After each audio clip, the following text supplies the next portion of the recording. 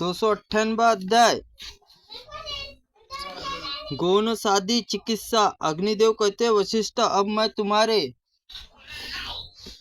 सम्मुख गोसन आदि जाति के सर्पों के विष के बारे में चिकित्सा का वर्णन करता हूँ, ध्यान देकर सुनो।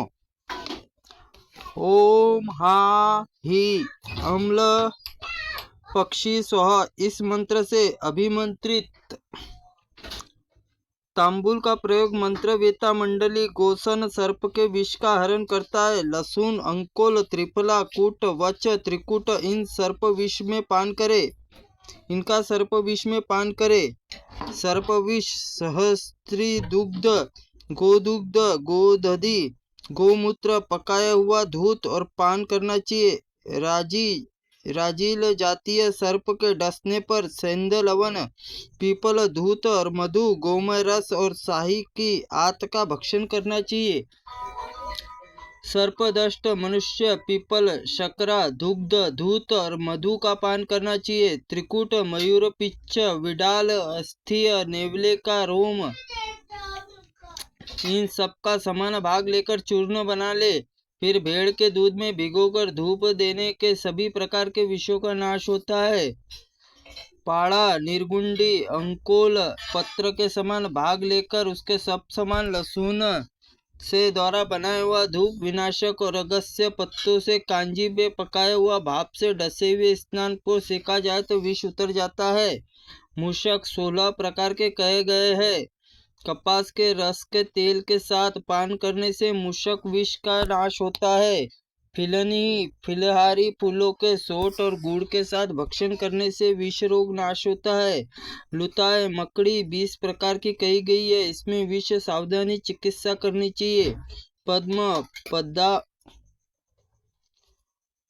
पवाक, पकाष्टा, पाटला, कूट, तगर, तेलबाल, खस, चंदन, निर्गुंडी, सावीरिया, सारीवा, शेलू और ये लुता, विष हारिगिन, गुंजा, निर्गुंडी, अंकोल पत्र, सोट, हल्दी, दारू हल्दी, कंजर, छाल इन सबको पकाकर लूत विष से पीड़ित मनुष्य को पूर्वोक्त में औषधि युक्त जल से सेचन करे।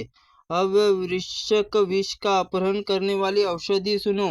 मंजिठा, चंदन, त्रिकूट तथा शिशिर, कुमुद, पुष्प ये चारों योगों को एकत्रित करना चाहिए। ये योग लेप और आदि करने में वृश्चिक विष का नाश करते हैं। ओम नमो भगवते रुद्राय। चीवी चीवी, छिंद छिंद, करी करी, भिंद भिंद, खगेन चच्छेन चच्छेद, शूलेन भेदय भेदय, चक्रेन दारय दारय, ओम हूँ फट।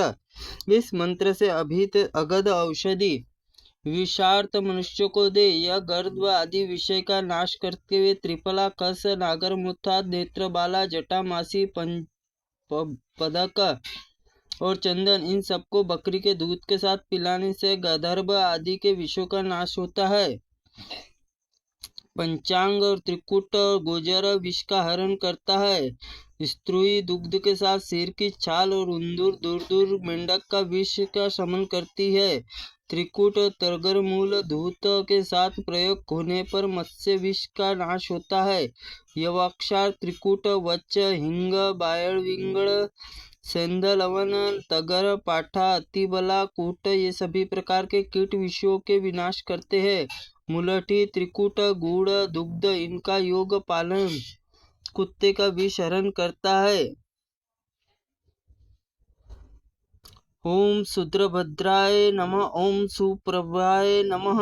ओम यह औषधि